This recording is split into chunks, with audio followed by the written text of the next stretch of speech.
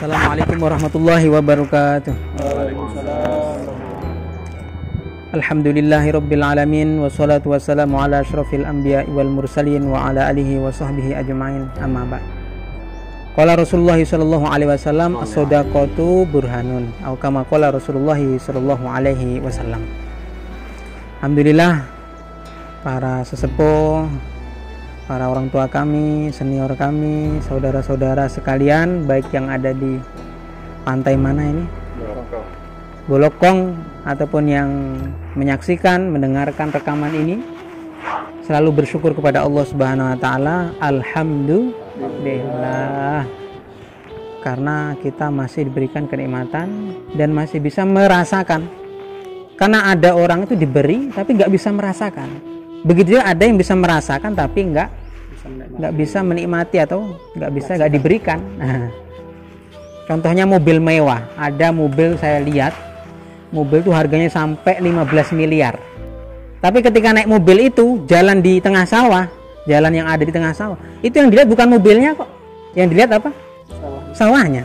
Sedangkan ada bapak-bapak pulang dari ngarit, ngarit merumput, pakai sepeda, papasan sama mobil mewah yang harganya 15 miliar. Dia malah bisa melihatnya. Nah, itu tadi. Walaupun cuma pakai ontel, pakai karung yang isinya rumput, habis dari sawah, penuh dengan kotor, penuh dengan bau, tapi bisa merasakan melihat mobil yang mewah. Dia katakan, alangkah indahnya, enaknya punya mobil mewah. Tapi orang yang nyetir mobil mewah tersebut, yang bangkunya cuma 2, yang pajaknya setahun saja bisa 200 juta, mobil mewah tersebut, itu ketika naik malah yang dilihat bapak-bapak tua pakai ontel. Dia bilang, kayak apa rasanya itu, pasti nggak enak.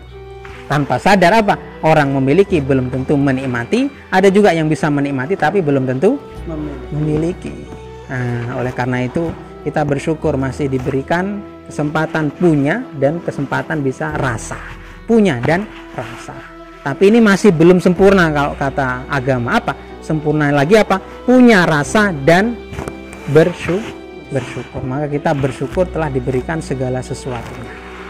Nah, di sini tidak panjang-panjang karena sudah mepet waktu Ashar, maka pertemuan kita ini akan saya buka ataupun saya isi dengan satu kisah yang dulu pernah terjadi di zaman Nabi Musa alaihis salam.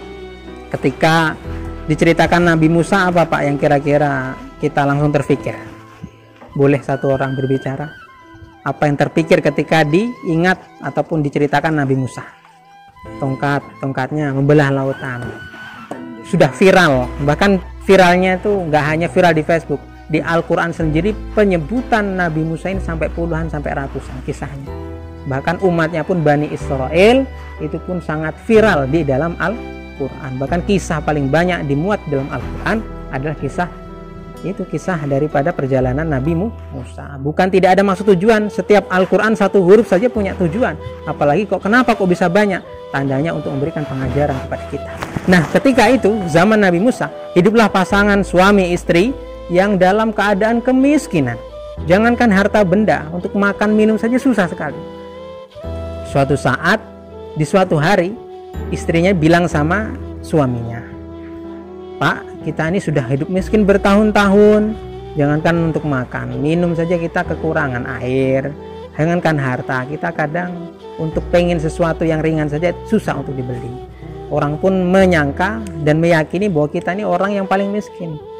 Saya pernah dengar Pak, kata istrinya, namanya juga dari dulu memang sifat wanita suka ngomong. Dalam kisah pun seperti itu. Dari katanya ada itu namanya Nabi Musa. Nabi Musa kan katanya bisa berbicara langsung sama Allah, sebutannya kalimullah. Sowan sama Nabi Musa sana, minta supaya hidup kita ini jadi enak, kan bisa langsung berbicara, telewicara sama Allah langsung. Maka ketika itu benar juga ya sudah, besok tak saya ngadep sowan sama Nabi Musa. Maka ketika waktu yang ditentukan, suaminya ini tadi yang miskin, fakir miskin, mengunjungi Nabi Musa, minta supaya hidup yang susah sekali bisa menjadi hidup yang menyenangkan, bisa menjadi orang yang kaya. Maka kata Nabi Musa, oke, nanti saya langsung bicara sama Allah. Maka ketika setelah selesai itu Nabi Musa munajat sama Allah, ya Allah, itu saya punya umat, punya kaum itu hidupnya nggak pernah namanya merasakan kebahagiaan walaupun sedikit pun. Kalau bisa ya engkau rubahlah hidupnya menjadi orang yang kaya, orang yang senang. Maka kata Allah, wahai Musa, oke, bilanglah sama umatmu itu yang dalam keadaan miskin, tapi ingat, aku akan berikan kaya orang tersebut, keluarga tersebut hanya waktu 1 tahun saja. Setelah 1 tahun aku akan ambil apa-apa yang pernah aku berikan kepadanya. Maka kata Nabi Musa, ya Allah, nanti saya sampaikan ke orang tersebut. Akhirnya benar, setelah 1 hari setelah Nabi Musa munajat sama Allah, keluarga yang awalnya miskin nggak tahu kenapa langsung kedapatan rezeki yang tak disangka-sangka. Maka tahu itu memang dari Allah, berkat daripada doa munajatnya Nabi Musa kepada Allah. Maka setelah itu kaya raya, awalnya miskin kaya raya. Tapi istrinya ini bilang sama suaminya, Pak, kita sekarang sudah kaya sebab daripada doa Nabi Musa. Nah, kalau gitu saya mau izin, Pak, gimana kalau kita ini setiap hari kita sedekah. Pokoknya ada tempat-tempat yang nggak bagus buat orang duduk, buat orang istirahat, kita perbaiki. Ada orang yang kemiskinan, jangan sampai dia miskin, karena kita pernah merasakan miskin. Maka suaminya bilang, oh cocok itu, kita kan sudah kaya dadakan ini. Dah, pokoknya kita program setiap hari sedekah. Pokoknya bahkan kalau ada orang datang minta, jangan sampai dia pergi dalam keadaan tangannya papa, tidak mendapatkan. Begitu dilakukan terus, sampai setahun lebih, 1 hari atau beberapa minggu, ada mengatakan beberapa minggu. Ini masih kaya terus, dan suami istri masih disibukkan tentang kegiatan sedekah. Nabi Musa heran yang tahu, loh saya yang langsung ngadep sama Allah, katanya 1 tahun, dan itu Allah yang bicara, Allah yang janjikan, ini kok bisa seperti ini? Akhirnya Nabi Musa munajat, ya Allah, engkau katanya janji cuma 1 tahun buat si keluarga itu kaya, setelah itu dimiskinkan lagi. Nah, kenapa kok seperti itu? Sekarang masih kaya, sudah lewat beberapa hari. Maka Allah katakan, wahai Musa, engkau tahu kan kenapa aku seperti itu? Tidak ya Allah, dia membuka pintu rezeki banyak sekali, dan aku hanya membuka pintu rezeki 1 saja. Dia banyak sekali, aku malu menutup pintu rezekinya. Bilang sama dia, harta, kekayaan, kenikmatan tersebut aku akan titipkan lebih lama lagi, tidak sebagaimana yang aku janjikan hanya 1 tahun. Wahai Musa, sesungguhnya aku sangat pemalu kepada siapa? Kepada hambaku yang sangat mulia dan sangat pemurah. Dalam arti kata malu apa? Sangat sayang sekali. Karena Allah ini sifatnya Ar-Rahman, Ar-Rahim. Di mana-mana Al-Quran pasti nyebutnya Ar-Rahmanir Rahim. Bahkan kita sebelum baca Quran pun Bismillahirrahmanirrahim. Ini untuk penyadaran kepada kita. Oh, Allah Maha Rahim. Kok ada hambanya yang juga Rahim, Rahman? Itu Allah Subhanahu Wa Taala pemalu. Dalam arti apa? Sangat sayang sekali. Karena sudah meniru sifatnya Allah Subhanahu Wa Taala yang memang layak untuk ditiru, wajib ditiru, yaitu pemurah. Maka ketika itu Nabi Musa alaihi salam memuji Allah Subhanahu wa taala, subhanaka Allahumma ma'adzama sya'nuk wa arfa'a makanuk. Ya Allah, segala puji bagi Engkau ya Allah, yang mana Engkau adalah paling agung dan Engkau pun adalah paling pemurah ataupun tinggi derajatnya ataupun tempatnya.